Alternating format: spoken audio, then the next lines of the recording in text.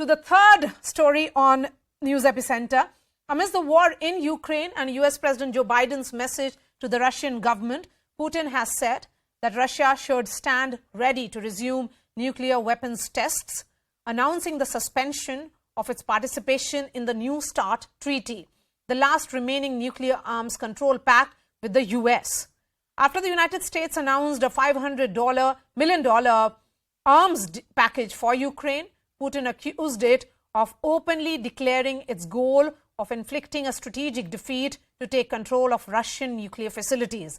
Putin argued that while the US has pushed for the resumption of inspections of Russian nuclear facilities under the START treaty, NATO has helped Ukraine mount drone attacks on Russian air bases. The New START treaty, signed in 2010 by US President Barack Obama and Russian President Dmitry Medvedev, limits each country's nuclear arsenal.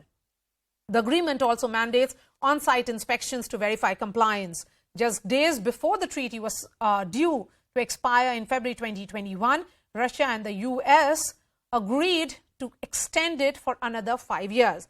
But in the middle of the Ukraine conflict, has Putin sent the nuclear alarms ringing once again? В этой ситуации Министерство обороны России и Росатом должны обеспечить готовность к испытанию российского ядерного оружия. Первыми мы, разумеется, этого делать не будем. Но если США проведут испытания, то и мы проведем. Ни у кого не должно быть опасных иллюзий, что глобальный стратегический паритет может быть разрушен. Joining me now, Alona Shukrum is a Ukrainian member of parliament. We also have Dr. Sergey. He is the president of IDC Russia and director WHD International Board. Dr. Sergey, it's a direct threat. And Vladimir Putin here hasn't really camouflaged the way he looks at this war and the role of the West. So, is the world now prepared for what will be an evident escalation of this war? First of all, we can see that escalation, it's not coming from Russian side. During the visit of Joe Biden yesterday to Poland, we can see that the American leader start with the words that he will increase financial support and weapon support of Ukraine, and he didn't say anything about peacemaking dialogue. Before election, we can see that he was very cruel, he was very close heart, because he didn't mention about any particular possibility to put both sides to the table of conversation, of negotiate peace. We can see that it's only Russian reply to the current situation. During that, leaders of Western countries, they put sanction on Russia, but frankly speaking, they put sanction on their own population, because we can see it's like psychology fact that all population of Europe are suffering a lot without energy. All European countries, they have a protest movement right now in France, for example, and all Western media, they try to be quiet about this. But frankly speaking, we can see that Russia never was in some aggressive. Our reason to only security of our own nation. That is a main reason of special operation in Ukraine. But Dr. Sergey, here is Vladimir Putin, who says that Russia has been a patient negotiator, but if anything, US and the world is seeing Russia as an aggressor. Yes, that is a blind vision of Western politicians, because we can understand right now that during all the history, we have a lot of challengers. It's a not quite new situation for us. Who was a main, we can say, winner, and which country did a lot contribution during Second War to defeat Hitler, to defeat this fascism. Of course, it was Russia. Okay. Everybody knows. Alona, everybody knows. The entire world was watching this State of the Nation address because it was coming just ahead of the first anniversary of Moscow's offensive in Ukraine. But this point that has been made by Vladimir Putin, in which he says they want to inflict a strategic defeat on us and try to get to our nuclear facilities at the same time. He is saying clearly that the West is hypocritical, and if anything, he has not started the war. The war was started from the other side. How is this being viewed by Kyiv? Well, it is not the question how it is being viewed by Kyiv. It is the question of black and white, of the reality, because I am a Ukrainian. I live in Kyiv. I was in Kyiv when the war started. I've heard bombs on top of my apartments. I was under the bombs. I've seen, people be raped and killed during this year. Everyone in the world and the General Assembly of the UN and all of the other international organizations said a year ago and during this year that Putin should stop his aggression, that he should take the sovereignty of Ukraine seriously, that he should abide by international law. He did not. He is leading, a wannabe empire neo-colonial war. Hopefully it is the last neo-colonial war, but he wants Ukraine to be the colony, and not just Ukraine, but a lot of countries that broke and became independent after the Soviet Union. Ukraine, Moldova, Georgia, Belarus. He thinks that we are a colony and he is an empire. And the colonial policy and the empire policy should have been left in the 19th century. We should have never come to that. But Putin wants to turn the time backwards, and he does that. He lies. He makes the propaganda. And obviously, because he's doing an aggressive war, because he's killing civilians, because he killed women and children in Ukraine and continue to do so even today in Kherson, he's bombing the Kherson. Obviously, he needs propaganda machine to work inside of Russia. But I think everybody in the world, including the global south, including India, know very well what he's doing. Yes. And that's why overwhelmingly the world is voting in the UN Assembly and in other organizations for this war to stop. Also of information. And what here is Vladimir Putin, of course, speaking to his audience, the domestic audience. Yes. He says Ukraine and Donbass have become a symbol of total lies.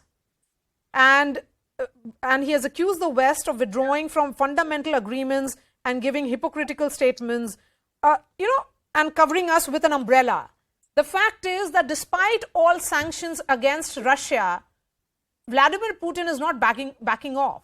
He is continuing with the aggression. And if anything, today's address clearly shows that he's upping the ante.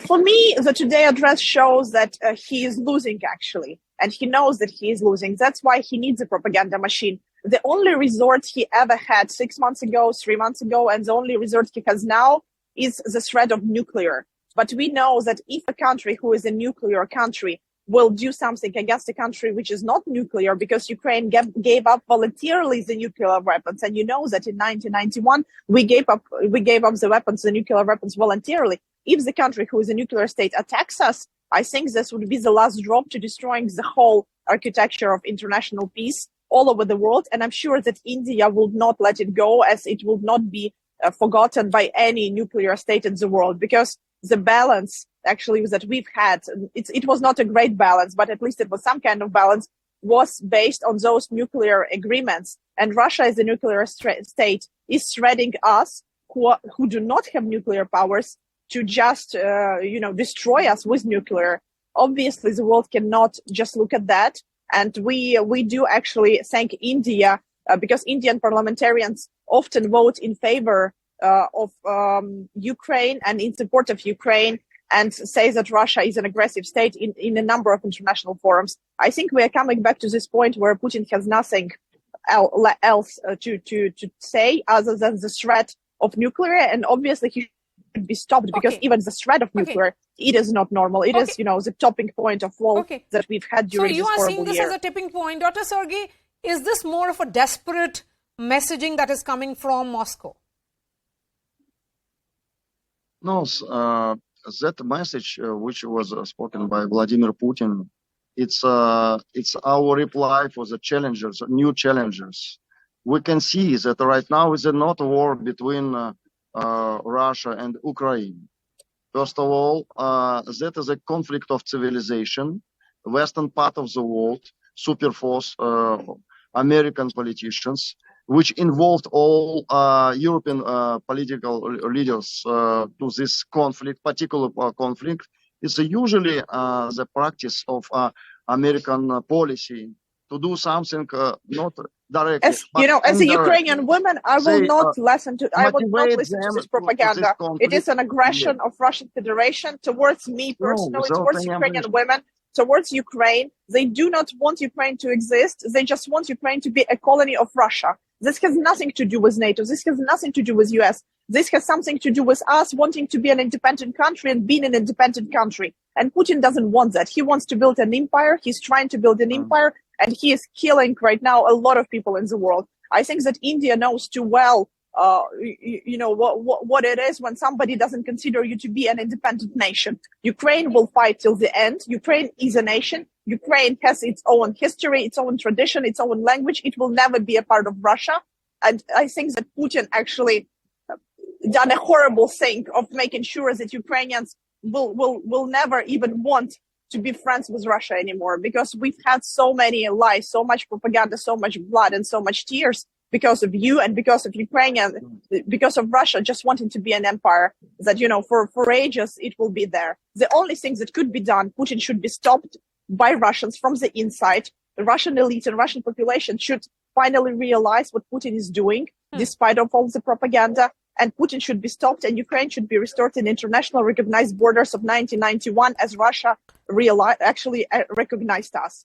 And I'm sorry, I will not be listening to this propaganda. It is too painful. It is, you know, too dangerous for you to even say black things on the white and white on the black. Yes, Thank you. Goodbye. I understand it completely, Aluna. Thank you so much for your time. And let me give the final word to Dr. Sergey. Dr. Sergey, here is Vladimir Putin saying that despite all sanctions from the West, which were designed, according to him, to make Russian people suffer, it has not succeeded. And he has claimed that the share of Russian rubles in international transactions has actually doubled. But we know the fact, the tension is there.